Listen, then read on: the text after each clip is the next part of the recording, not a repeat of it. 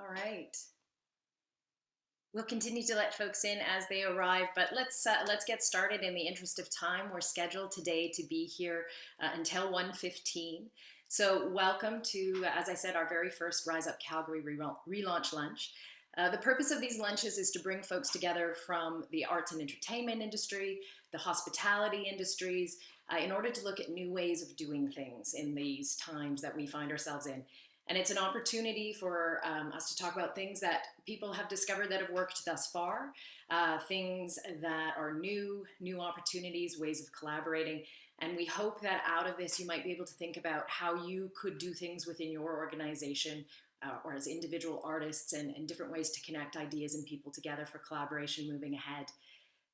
So as I said, it's a lunch. I hope that you have your lunches sitting with you wherever you might be. To start off, my name is Sherry McMaster. I'm a consultant with Bird Creatives and with Rise Up Calgary. You'll see we have three panelists today who I will introduce shortly. We also have with us Lana, who is doing our ASL interpretation today. We've set up so that you can see all of the speakers and Lana at any time, and they'll remain on the screen so they can be featured. We ask that as guests you keep your microphones muted and your cameras off unless you are speaking in order to contribute to the overall sound quality of the conversation. For those of you that are interested or require it, we do have a live captioning service for this event. It's called Otter AI. And you'll see in the top left corner of your screen live on Otter AI live notes. If you click on that drop down menu and click on the choose view stream on Otter AI, it will open a browser where you can follow along with a live transcription. Also, I should mention on the call today is Sam Hindle. Sam is helping us with all things technical. So if you have any issues with your audio, your video, or any of the functionality of Zoom, please message to Sam and she'll be able to help you out. You can chat to her privately using the chat icon, which is on the bottom of your Zoom screen. You can use this feature throughout the meeting in order to chat with each other, either privately or publicly. And also note today that this meeting is being recorded. So before I get to the introduction of our panelists, I'd like to acknowledge where we're gathered today. We find ourselves living in somewhat a balance between this virtual world and this physical world. And more that's happening, but want to acknowledge that Rise Up Calgary, as well as the majority of the people on the call today, are based in Calgary, Alberta, which is Mohkinstsis, as it's traditionally known. That is the heart of Treaty 7 territory and is the traditional lands of the Kainai, the Piikani, Siksika, Tsuut'ina, Stoney Nakoda nations, as well as Métis Nation Region 3, and is the confluence of the Bow and Elbow rivers, which is a gathering place for centuries.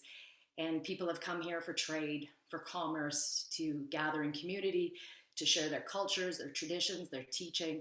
And it's that spirit of building community that we welcome you all here today.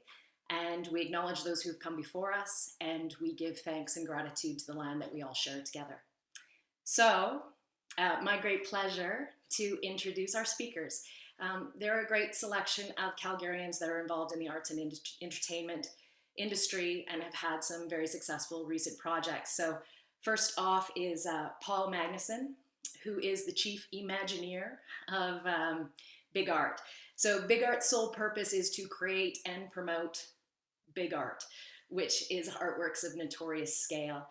It's led by founder and chief Imagineer Paul Magnuson, and it utilizes a peer network of creative professionals to conceptualize, design, build, and promote interactive works of art. With over 20 years experience in production design and technology, Paul brings a wide range of technical skills to any team covering audio, video, lighting, special effects, and whether it shoots fire, lasers, projector beams, Cairo, or anything else, he's ready to produce under the gun in the middle of nowhere. So aside from this technical skill set, he is a production manager, a logistical aficionado, and his latest projects include the Drive-In that we're going to talk about today, as well as Scare Wash, and has more COVID-friendly ideas and projects in the hopper. So welcome to Paul. Our next speaker is Josh Burnett, who is the general manager of FM Systems. FM Systems is a leading industry supplier of audio, backline, and production services in Canada. It has a 35-year history and has built a reputation on delivering a product with absolute quality and detail. It was founded in 1985 with facilities in Calgary, Edmonton, and Winnipeg. Josh began his career in the entertainment industry 2 decades ago and has since then been active in live music, live events, and theater in Edmonton and Calgary. And after graduating from Grant MacEwan with a degree in theater production, he spent several years working as a technician in Edmonton and across Western Canada. He took the position of a full-time audio technician at FM Systems in 2004 and provides the doorway into a vast music and live events community all across Canada. In 2018, he became the general manager of FM Systems Calgary and leads a highly skilled team of technicians and support staff. Our next person on the panel is Kaylee Bicycle, who is the principal consultant of Bird Creatives and the project manager for Rise Up Calgary. Kaylee isn't just an award-winning singer and guitarist.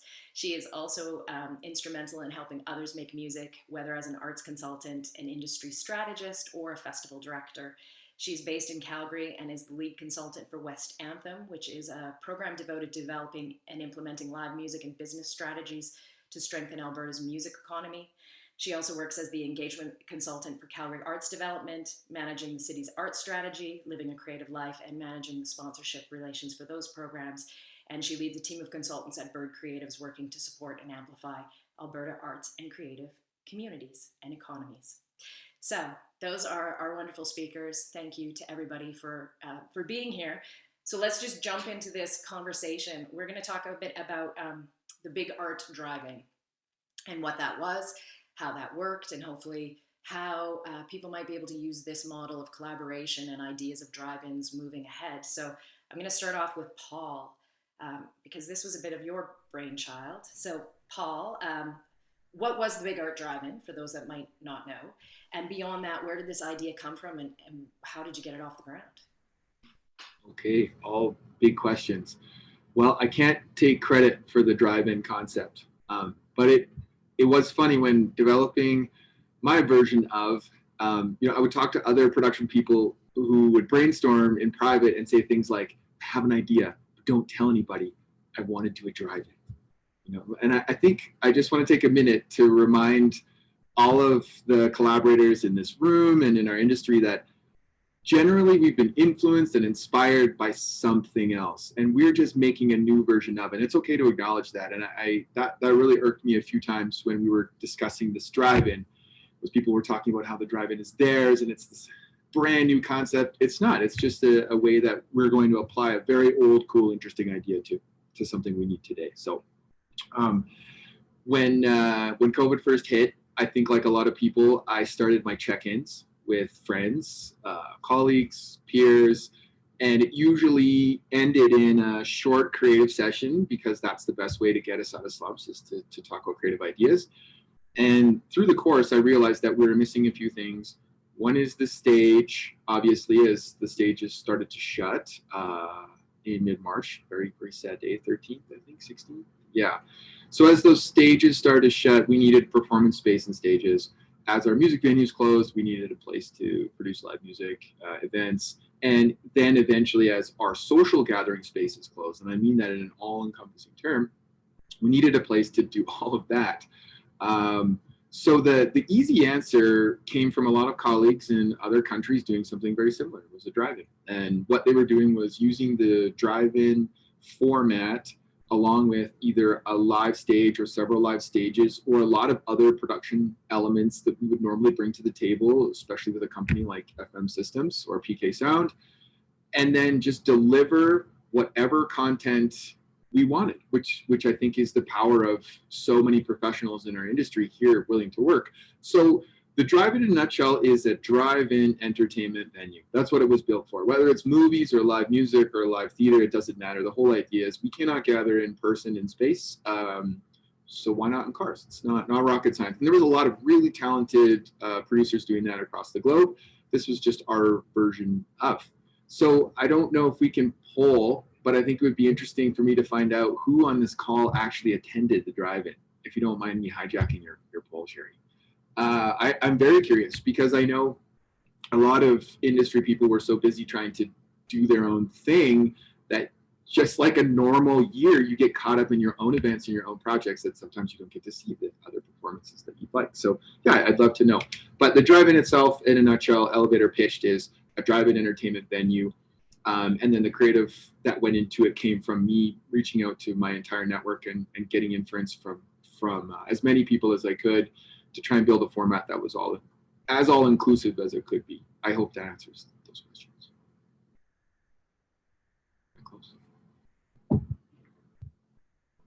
And as you came up with this, bringing on different partners in that, Josh, you're one of the first partners that came on board with this. So, from your perspective, as you guys were sitting there waiting and wondering what was going to happen with venues and opportunities, what was it about the drive-in that attracted you? What was, I guess, the fundamental ask, if you will, that hooked you to say, let's try to do this project? So there were a couple, but probably the most important ask was that there was somebody that had the inclination to do something, and they had an idea, and they were putting together real people and a real plan to do it. We found that at the very beginning of COVID and sort of say the beginning of our summer season, where we would anticipate a lot of different events happening, and even though at that time we were in restriction, but it was still not quite clear what we were going to be able to do and what we were allowed to do. And we were really struggling to connect with people that had any appetite to do any type of entertainment. Everybody seemed just pretty content to shutter at home and just wait it out. And we'll see what happens in a couple of months. And we found it as a service provider really difficult because the phone wasn't ringing, and we had to start reaching outside our own comfort and what our normal business model was.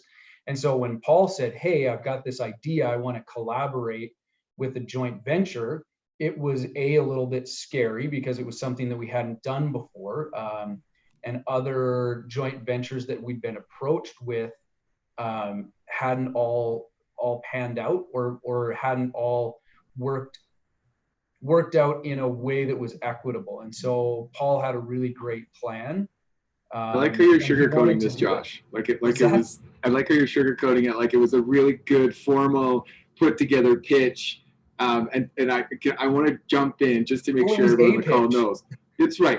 It wasn't completely formalized. I did have a bit of documentation, but I'll add this to the conversation. So to give some context, and Sherry, I think you were fishing for this, and I didn't allude to it. Basically, what I said to everyone that wanted to be involved or could be involved, good partners like FM, BEMA, Moduloc, Bison Power, like any of the rad people that we work with at events, I said, we're going to do a thing. I'm going to guarantee the paychecks of the people that are working from Big Art, but you're going to give me millions of dollars of equipment to put on this site, and you may make no money. And I want to be really transparent with everyone on the call today. That's how crazy it was, but it worked out. So I'm happy to say that no matter how bananas it sounded at front, it did work in a way. So sorry, Josh, I wanted to add that because you make it sound, I think, a little more polished than it was. But I really appreciate you coming on and yeah, for sure. Like I hope you're explaining it like that to everyone. Yeah. It was definitely scary, but that's one of the things, and I think we'll talk about it later, that the transparency in what we were doing, you had the choice to be in or out. And I appreciated that very much. It made it palatable for us. I think another piece of, as people are looking on how do I do things and how do I engage, is the question of AHS. Obviously, we find ourselves in a world in which, regulations, recommendations are constantly changing. And obviously, AHS approval, in order to do any kind of gathering, is something that people are constantly watching. So, Paul, on that side of things, how did that work for you? Like, what is that process to get yourself an AHS rep and figure out what is actually feasible? A good question. I think anyone on this call who deals with AHS in whatever process, I would just advise to follow that same process. And I did the same thing. Whenever I run an event, I have a very good inspector. I will not name her by name because she's been so good. I don't want you all to steal her number and email. Though if you message me, I probably will share.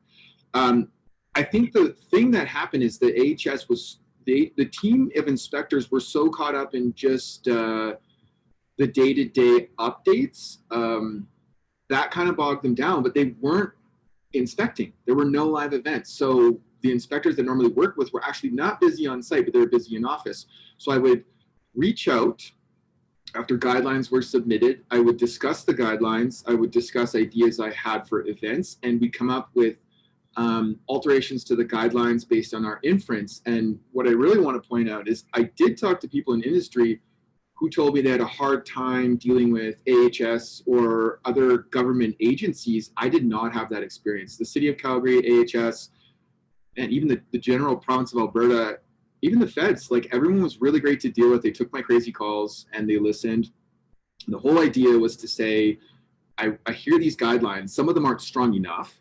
Some of them are strong, but won't work, I don't think. And here's also how I think I can use them to create safe events. And my AHS rep was amazing. She would bounce things off me. We would talk once to twice a week. And I would encourage her to share whatever we talked about with others. And I think that's key. And if I send one message in this call today, it's collaboration over competition. There's no time for that right now. And I'm very open and I'm happy to share with anyone offline the ideas I have, the ideas I've shared with others so that we can all collectively survive, whether it's nonprofit or for profit. And I think that's what she responded to. So the generic or general process I went through was formulate the idea, build a little operational plan in rough form that I would normally submit to AHS, deliver it to her, talk about what guidelines it hits, what's missing, etc. And then we reformulate new additions to those guidelines. And it was that simple. It really wasn't onerous. It was very personal. And I think at the end of the day, we're probably a guinea pig of sorts, a very safe one, because I've produced dangerous events. Like, COVID-19 is a very dangerous disease, but I mean, I'm also used to shooting fire from a 45,000 pound fuel depot in a drought. There are lots of other dangerous things we've done. So I think, if anything, the experience was very positive and it was very easy. So I hope that answers that question. I'm happy to share with anyone offline. I'll jump in with a thought on that too.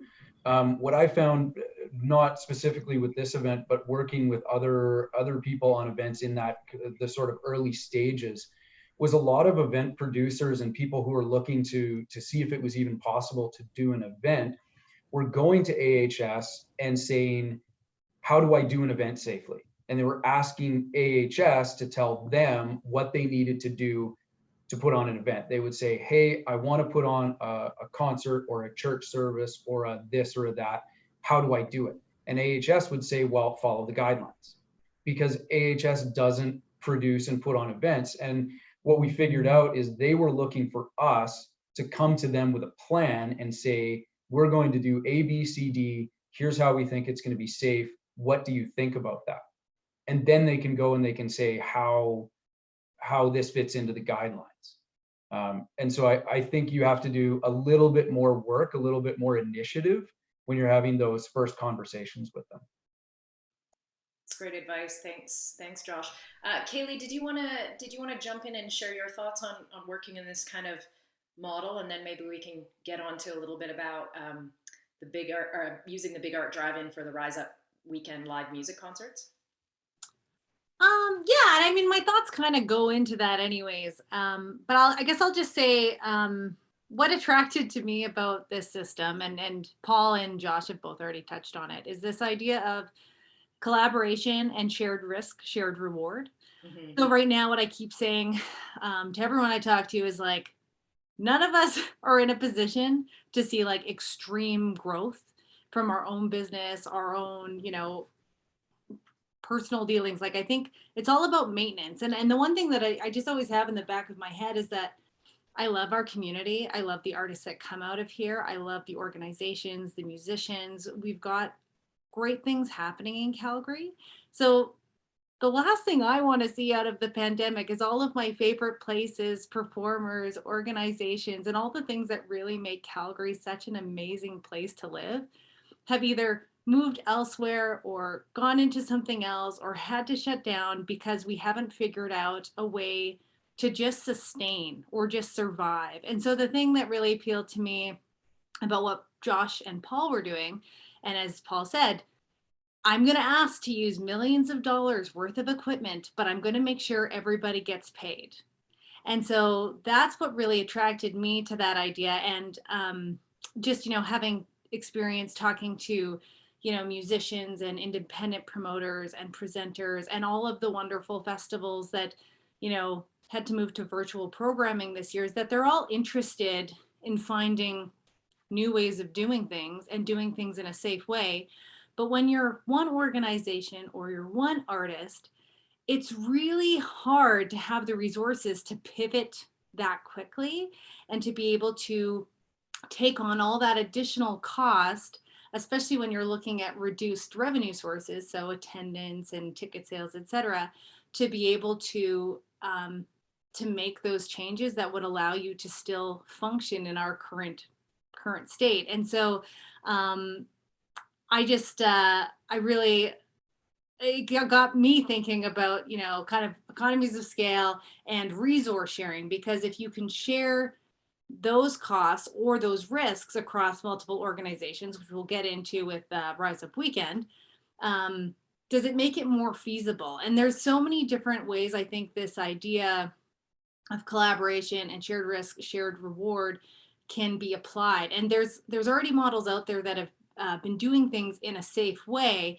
And I'm all about ripping those things off just for efficiency's sake. So we can get more into that. But yeah, I just want to emphasize that I just really admired that, Paul came with this idea and was really upfront and very transparent in what those costs would be, and was like, look, we're not going to be able to, maybe pay what we were able to pay a year ago, as far as looking at equipment rental, et cetera. But it's like, can we have the equipment in use? Can we get our employees paid? What's that sustainable level of operation? And then I think the other thing that, and we'll probably get into later, that Paul, keeps going back, is how do we as a community continue these conversations, recognizing that we're all trying to operate at a level of sustainability, but when we're all, so right now it's like, we're all suffering, we're all struggling. How do we pull together to just survive this?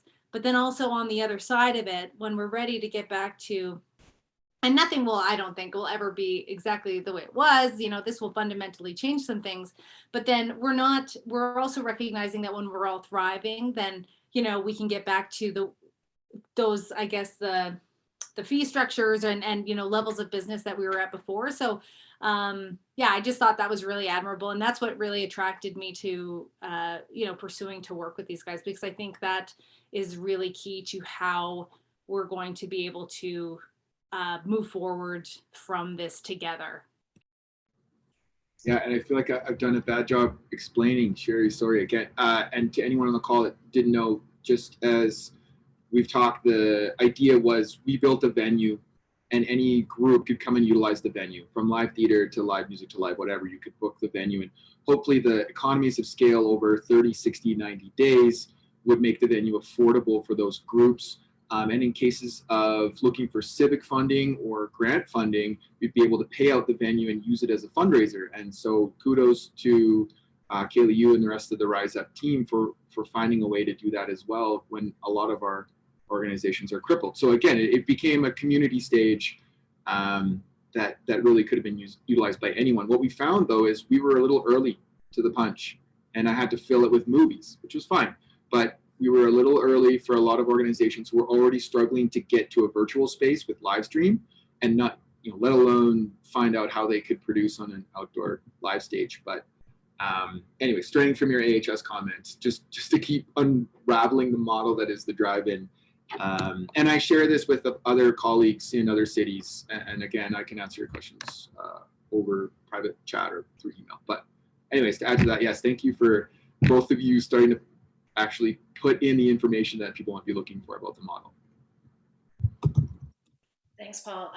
Kaylee, we've mentioned this Rise Up weekend. So, and in case folks on the call maybe don't know exactly what Rise Up Weekend was, do you want to provide a little more context? Because again, you've alluded to the idea of helping out other organizations, collaborating together. So how did, Paul had built the venue, Josh had filled it with great gear, state of the art setup, and then Rise Up Weekend decided to use it in order to support other music venue or music organizations, artists, and do that. So can you tell us a little bit more about what Rise Up Weekend was and why it was important for, the community, as it were?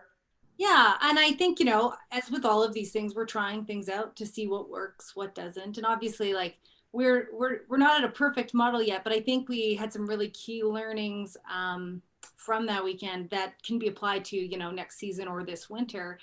And so Rise Up Weekend was really, the idea came up basically from just me and Paul talking, because I was like, this is great. This is a safe venue. You've come up with the infrastructure. You've got these partners together.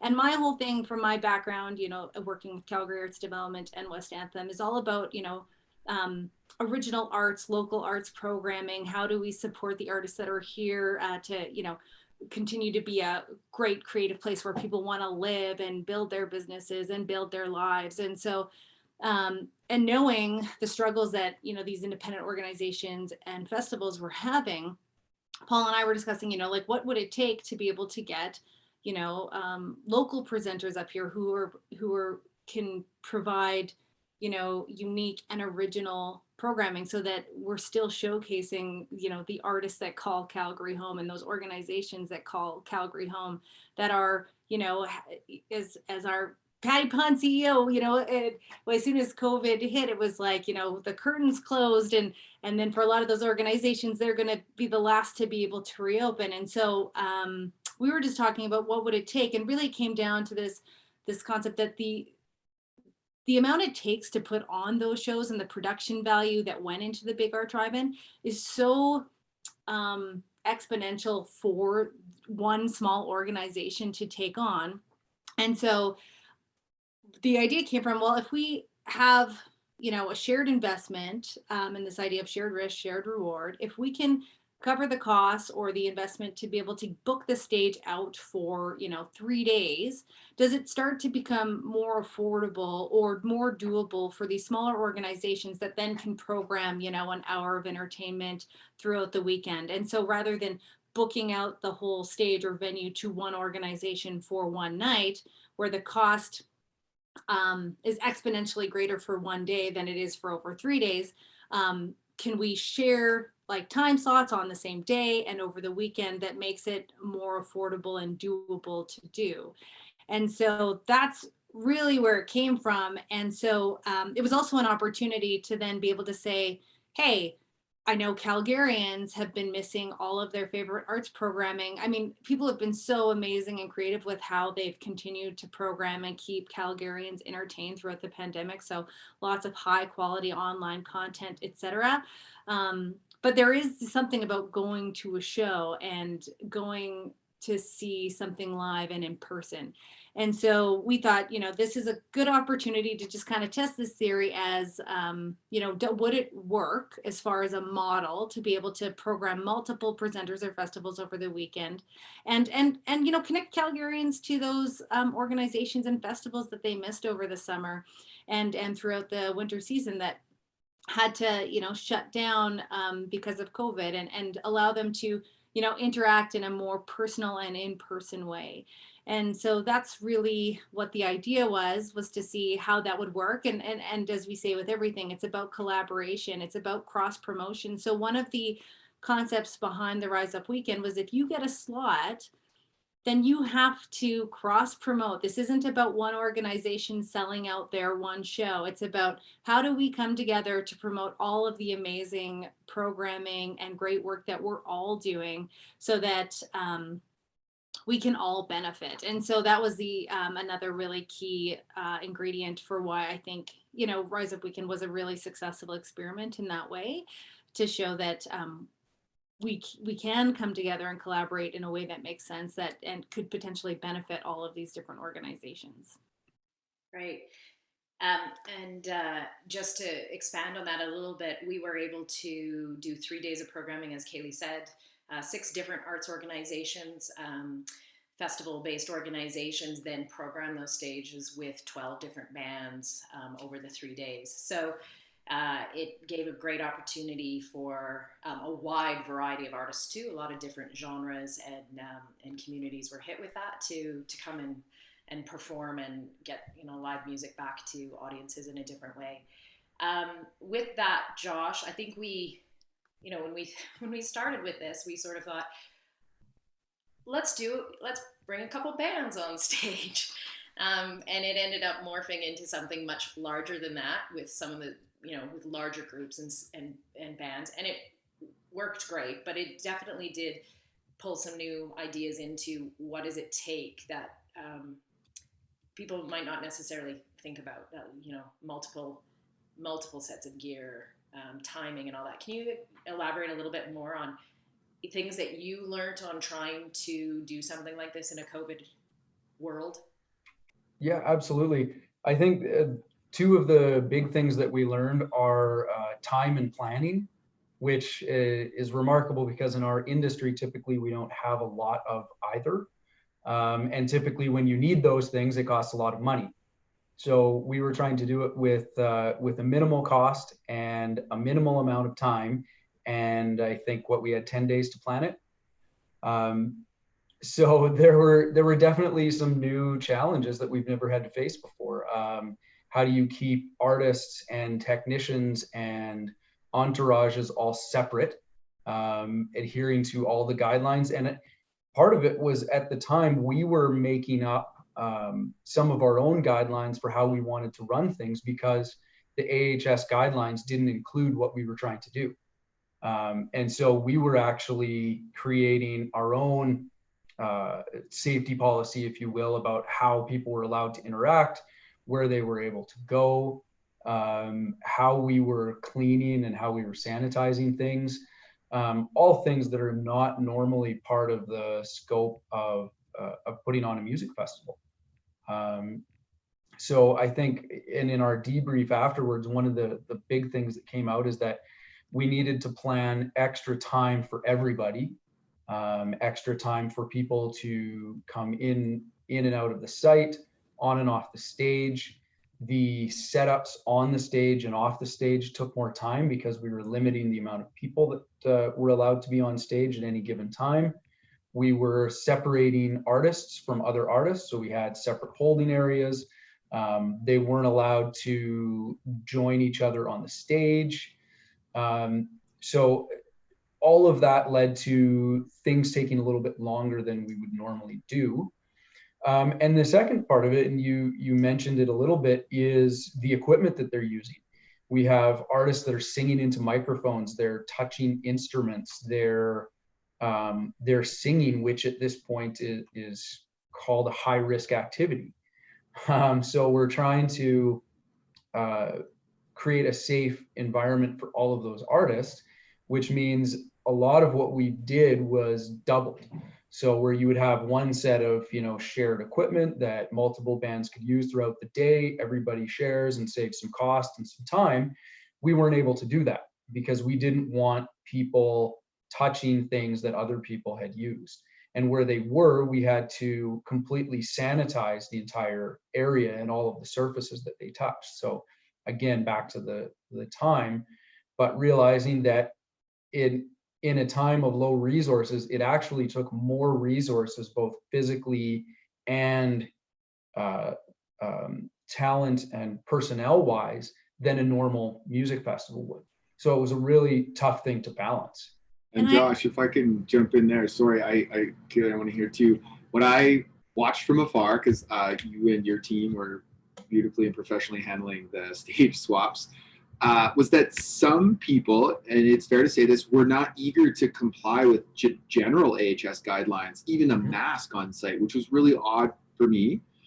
And eventually, when they see us adhering and complying to our own guidelines as well as the AHS guidelines, they eventually catch on. I think they're coming in not understanding what's changed. It looked like a lot of performing artists thought they were going to get on stage and it was all normal and it was back to the good old days. But we have to be diligent in making sure that those guidelines are adhered, and your team did a great job, because you're often having to tell talent simple things like put on a mask. And it's odd, and it's a weird conversation, especially if they don't believe in the PPE guidelines that exist. But I would say overall, I wanted to jump in with this. Most did comply, and happily. And that was amazing. So I think it's important, if you're running a collaborative event, you have artists on stage and you have guidelines, you have to deliver the guidelines well in advance, and you have to be diligent in your crew enforcing them and setting the example, and eventually they will comply. Or I felt that way with everyone else on stage. I just want to jump in really quick, because I think this is really important for why we decided to go ahead, is that I had gone to a few of the drive-in theater events myself because I was really intrigued with the setup. And so I went to a movie, and then there was, during Calgary Pride, they had some performers programmed on stage, and obviously like with all of the right precautions in place. And I went, and I was like, and as a musician myself, I was really skeptical of being like, I don't know if this is going to be like the same as going to a concert. And I was really concerned about what the set, like the mix sound would be coming through my car. And I went and saw Benjamin Longman, and actually Sherry and I both went, and we were just like, we went and pulled in, and from like start to finish, like from the team that Paul had assembled, as far as, security and the backline and the audio visual and the staging, it was so seamless and so safe that it really were like confirmed. I was like, we can do this, because they've already got such a good system going.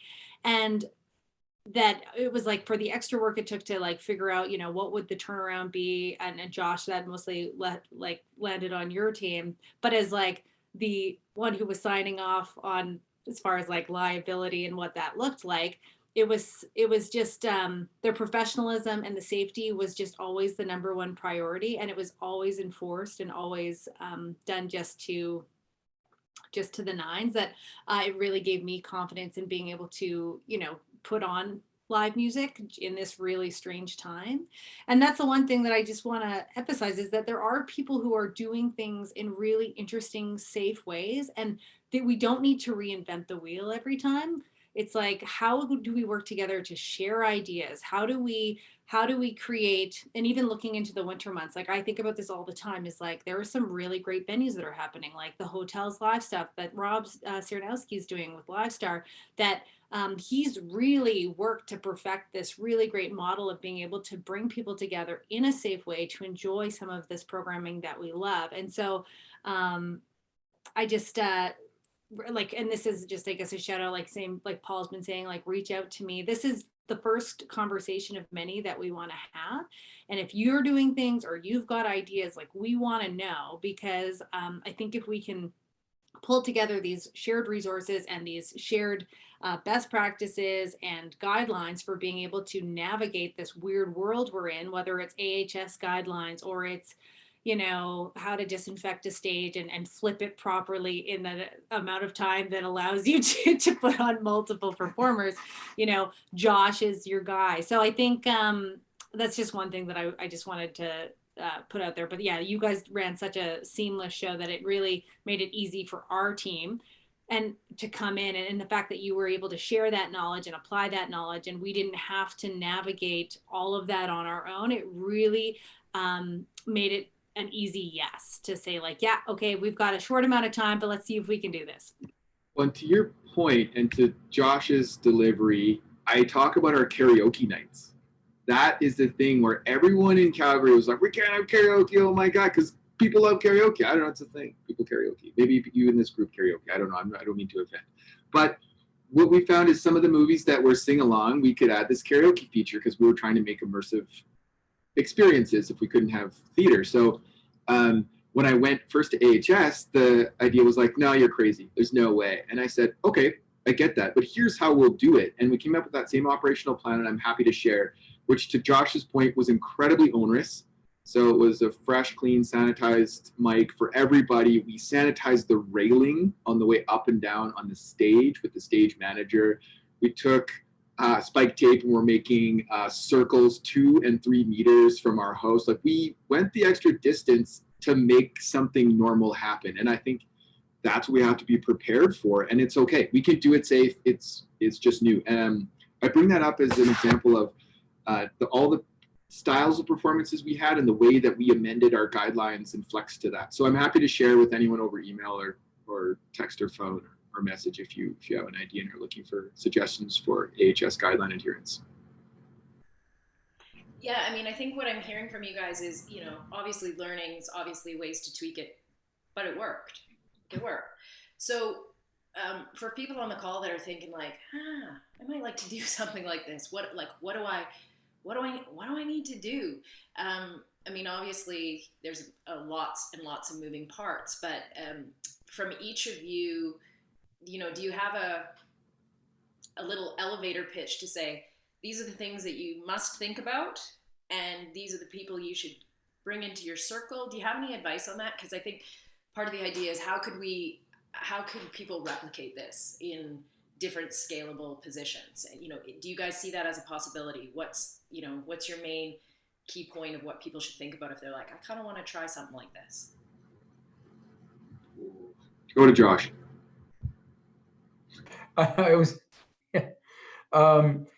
Again, for me, it's the planning. Once you figure out what you want to do, actually come to me, not necessarily me, but whatever you want to do. If you want to do a movie, go to somebody who knows about movies and runs ticketing and concessions and things like that. If you want to run a music festival, come to somebody who does production for music festivals. Find the right partner who already does what you're asking them to do, because they've already done it safely a million different ways. And this is just one more way to adapt it, So I think from my point of view, the production partner has a lot to do with it, because they're going to help you build the plan. If you bring those people in earlier in the conversations, it's probably going to save you time and money further down the road, because you'll know right up front what the possibilities are and how much those possibilities may or may not cost you, so that you can go to the next phases of getting your plan in front of AHS and booking out your venue and putting together the actual schedules and the plan. Go to somebody who's been doing it already. I know that's hard if nobody's doing it, but bringing the right people in at the beginning is totally a key for success. Yeah, and following up on that, it's my Bash Our Industry soapbox moment. When this started, we really didn't have the support of people in industry that I thought we would. We didn't have the support of the agents, managers, venues, and promoters. Artists were willing to perform, and the technicians were willing to produce. And that's what I got. So production companies and creative content were all willing to go. No one I talked to in those two sides of any side of entertainment was not willing to work.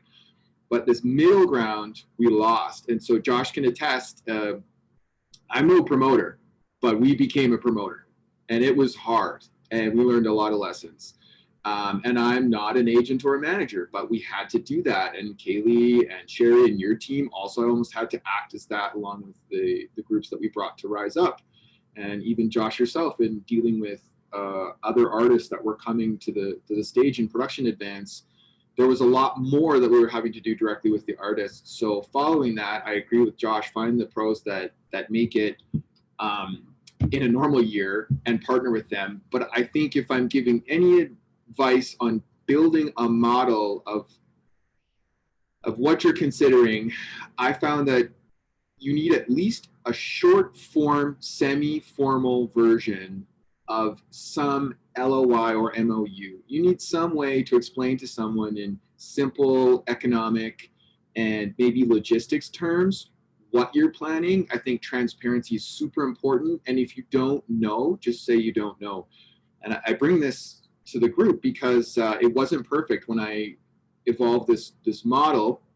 It's out there already. I have some friends doing something similar, but it lacked polish. And I think that's important, that it is at least coherent when you bring it to them, and it has some a rigid structure of how you're going to lay it out, because to a lot of these companies, there's a lot of money at stake, not just risk and reputation. So we have to be careful there. I would suggest that the partners you approach first be intimate with. If you can't find someone you're intimate with, and I don't mean that literally, if you can't find someone that you like and have worked with before, but you need someone in a discipline, talk to your network and find someone that's 1 degree, 2 degree, 3 degree. Don't reach out to someone that's 6 degree. It's just my advice. I mean, you can do what you like, because I think you're talking about something that's inherently risky in times of high anxiety, and that isn't great to bring to a brand new partner. And I found what was better, this is the second part of this comment, is if someone just said no to me fast. What killed me is I had a couple of good suppliers who are good friends who were on board but weren't really in all the way, and they dragged it out so long that it almost jeopardized the rest of the project. I'm not going to be offended, and I would say the same thing to you. Make sure you use language of permission when you're talking to these partners to say it's okay to say no, because these are anxious times, and some people don't want to work for the safety of their organization or their own personal well-being, etc. Not just mental wellness, but physical wellness. So use language of permission and be careful. And then again, be transparent and be respectful of the fact that some people won't be interested. Aside from that, go in with passion. I think when I talked to Marlon, Josh, and when I was going to other people, especially you, Kaylee, this was coming from a place of community, was coming from what I would consider a place of dire need, not just in our industry and not for a business, but for a greater performing community. And that's important, and you will bond together over that. So I think that if it's important to you and it's important to people around you, it will be important to others, and make sure you express that. Some of the other drive-in style events that I saw happening earlier in the year weren't geared towards, this is so terrible. I don't feel like they were in a position maybe, or had the intention to provide a community space. And so that hurt me a lot, where I know that the partners I brought together were interested in building something for community. So that's just me. I'm not saying it can't be that, but what I am getting at is, because I used that as the guiding principles for our project, other really great people came to the stage, and you will attract what you put out. I think that the karma that you put out into the world will come back.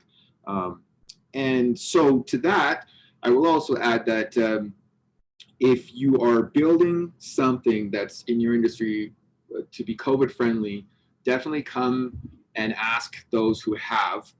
You mentioned Scare Wash. We just got through a Halloween event last weekend where we put on 22 shows a night, technically 40, inside a car wash. And again, it was the same thing. Like the first time I went to anyone with the project, they're like, "You're nuts, you're crazy." But we did it safely, we did it well, we sold out. And so the calculating demand right now is really difficult. I would suggest the idea that you have right now that you're brewing is probably a good one. And there are people who are interested, and people are bored.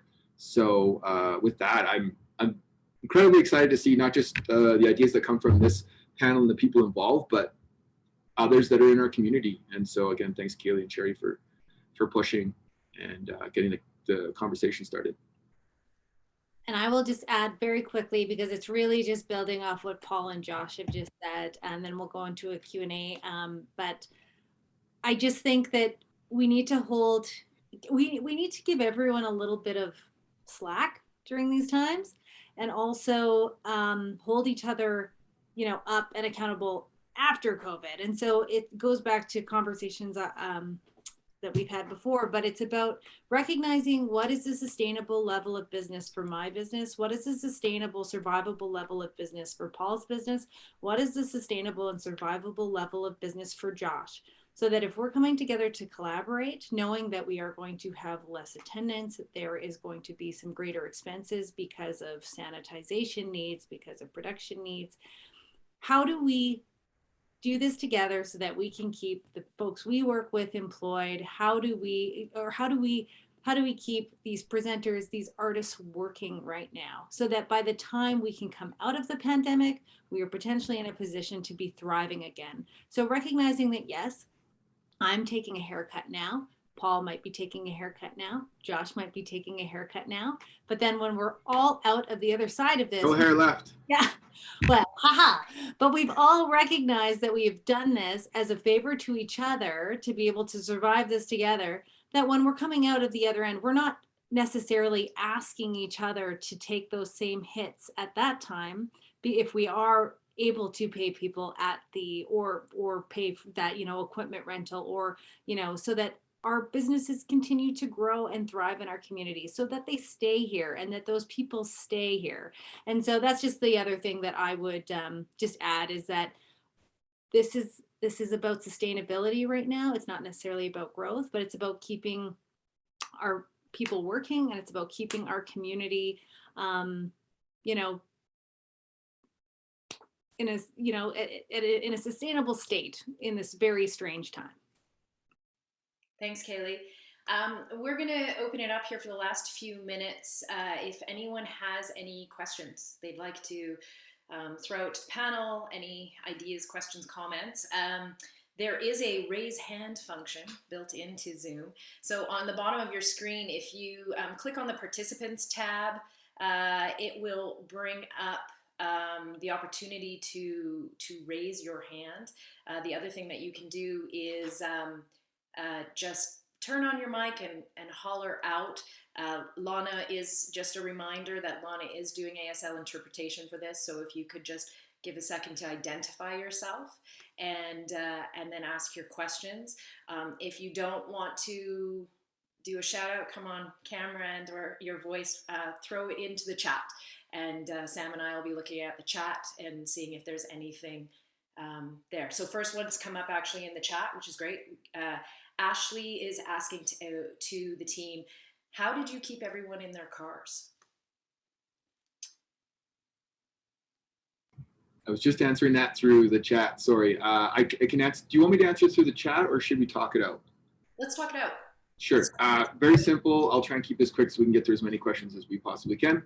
We started with good communication through the website, social media, etc. We called it the golden rule, and we enforced the golden rule anytime we could. The golden rule was don't leave your car. Obviously, in case a bathroom was the one exception or medical emergency. Then we reinforced that when they arrived with the attendants, giving them the rules again, and then also through PowerPoint on the large screens and through the FM transmission when necessary. We didn't have to do that a lot. And then we had roaming security, making sure that people stayed in their cars. Was the easy answer. I think the big key there is communicate early and communicate it all the time, because people are just not used to it. And so you just continually have to remind them. And we found that in all of the events that we've been doing, if people know what they're supposed to do, they've all been really, really respectful, and we haven't had any conflicts at any event that I've run. What made just it because harder? people are happy to be there. What made it harder was the patio. So if people don't know in this group, when working with AHS, we developed a system where we were able to put in these outdoor patios that were fenced areas where cohorts could buy tickets and purchase tickets and watch the event. And then when someone was in a car and didn't know about that ticket, we had to discuss with them why the patio, people could be outside in these patios. And to Josh's point, that was it. We didn't communicate that well enough because it was something we were allowed to deploy later in the process and later in the venue's lifetime. So yeah, 100%. We've got a question, a raised hand from Tracy Marie Wiley. Tracy, want to jump in with your question to the group? Yes, hello. I'm wondering if you guys have any advice on how to get involved. I guess when you're not bringing your own idea to the table, but you're looking to support other people's visions, even in a volunteer capacity. Is there any tips you can provide? Thank you. I'll just jump in really quick. And I think, we've got a couple other questions. And Jason, I know you're wondering, if I have an idea or concept about how Rise Up can facilitate networking. I think that's what we're hoping to start doing through platforms like this, like the relaunch lunch, maybe, and Sherry, I don't know if there is a way to maybe take a poll about, if someone would like to be included to a Rise Up relaunch mailing list where we can, make sure that they're getting information on our upcoming events, and or if they want to be connected to other Rise Up relaunch partners. But I think a really easy way to start, and to answer your question, Tracy, is that if you want, I put my my email in the chat box, but also Sherry, you can reach out to us, because we are working on trying to connect people who want to collaborate with different things that are going on in the city, different presenters, different promoters, different partners, different producers, and connect them to each other. So we can definitely help facilitate that. So just shoot me an email and we'll continue this conversation. But I do think that, because this question is coming up, is that, if you are wanting to connect in a more formal way, or on a more one-on-one basis with someone else who's maybe in the conversation or you heard on the panel, we can look at definitely creating a bit of a mailing list for interested parties to be able to connect and continue these conversations offline. We've got a question that came up in the chat from Lyle. He's wondering if there's some approximation, either in dollars or percentages of budgets, on how much those protocols added to the cost of the live event. Josh or Paul, do you have thoughts on that? I was just trying to quantify that right now. Josh, maybe you can speak to the labor cost. Yeah, I think it obviously depends on the scope of what you're trying to accomplish. But I would say, if I was approximating the basic time and labor cost to an average event, it would be somewhere in the 20 to 30% extra time and labor that it takes.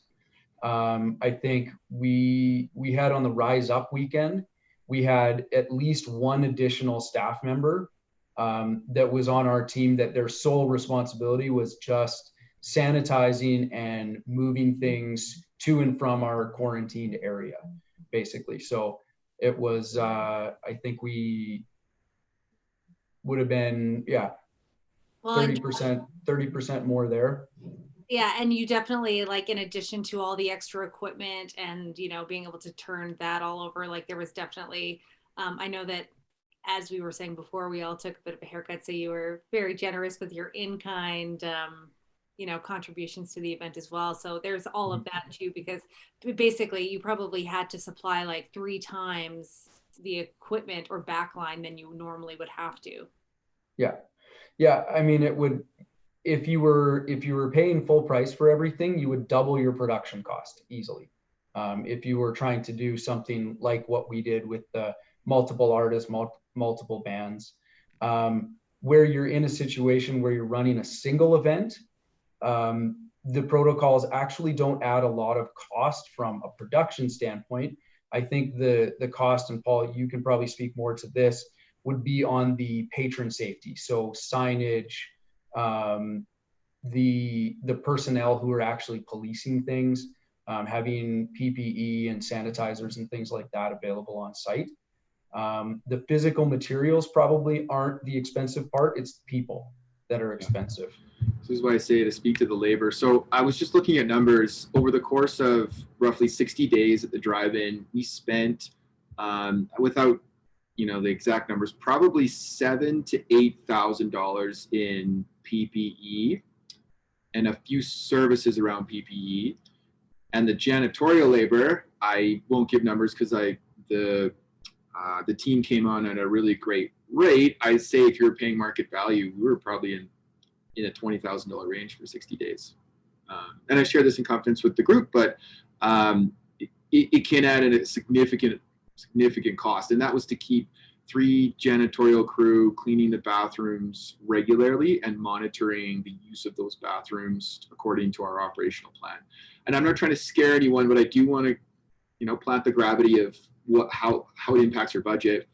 But at the same time, I still think you can run safely and at an affordable rate by implementing different protocol.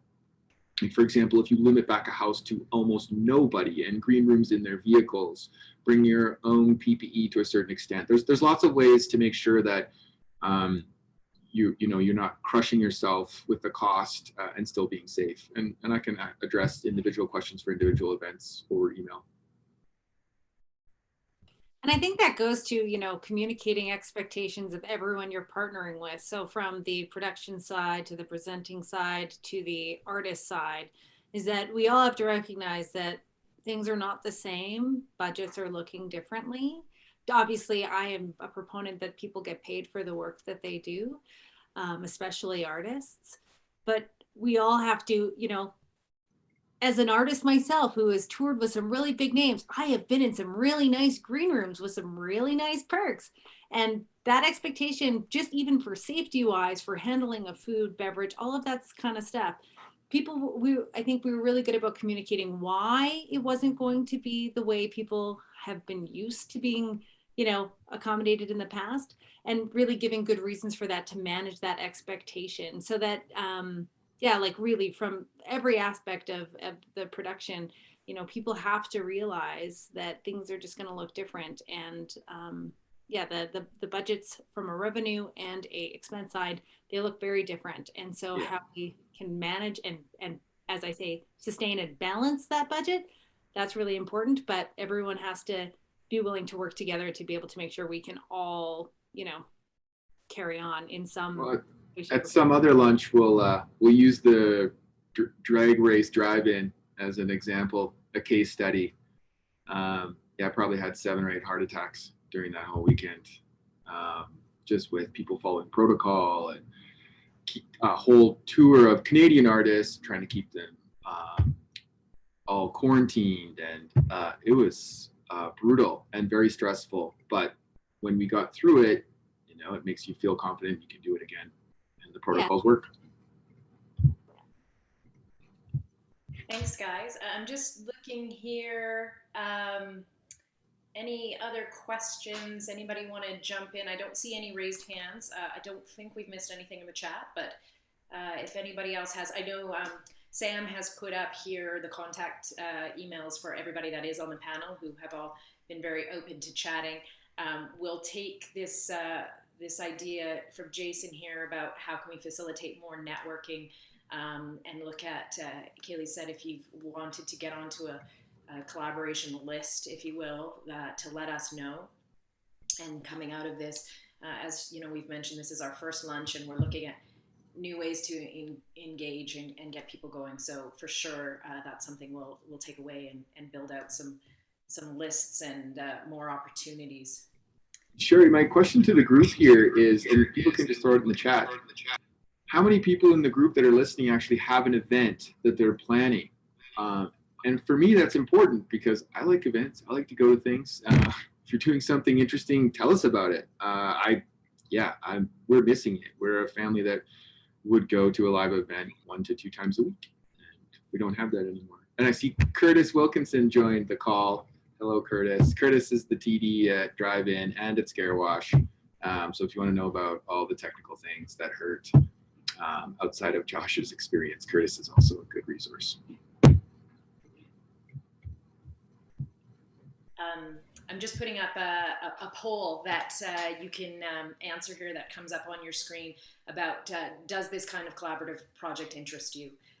This is just a general poll for us to kind of get an idea as to what people's interest and appetite is. So if you would love to answer that, we would appreciate it. As I, and feel free to put into the comments any upcoming projects or ideas that you have. We're getting down to the bottom of our time here. I just wanted to let folks know we will be doing more of these lunches, is the intention, to on different themes, different topics with different case studies, if you will, of things that people are doing for both the virtual and in-person world. So I will have more information about that coming out in the next couple of days, but I can tell you the next one's going to be on November 19th. So pencil it in on your calendars and watch for the information on who our panel is and all the details, but it will be on Thursday, November the 19th. And so we'll look forward to more. If people also have ideas of geez, it'd be really great to get a group together to talk about XYZ. Let us know that as well. Please let Kaylee and myself know from the contact information that's in the chat. And we are looking for ideas and themes and people that you want to hear from. We want to make sure that these are relevant to the community and that you're talking about the things that matter and the ideas that you guys have. So I will throw that out in closing to the lovely panelists. Do you guys have anything you want to say in closing before we let everybody out into the wilds of the afternoon? I'll just go really quick, and my internet's being super weird, so I hope I get it in. Is that, yeah, just into what Cherry said, this is about very multitude of different perspectives. So people that you want to hear from, this was just one project. And so we definitely want to hear from other people working in, the community, doing different things that come, that represent all of Calgary. So if you have an idea or you know of someone who's doing something really cool, please get them to get in touch with us, or you get in touch with us. Also, if you want to volunteer, you want to connect, please email me. We will figure out how we can accommodate that and get you involved in, either All Things Rise Up or connect you with someone else who is looking for people resources. So do stay in touch, and thanks for joining today. I think this is so important to share information and work in a collaborative way right now. That just thank you for spending your lunch with us, and I hope to hear from all of you soon.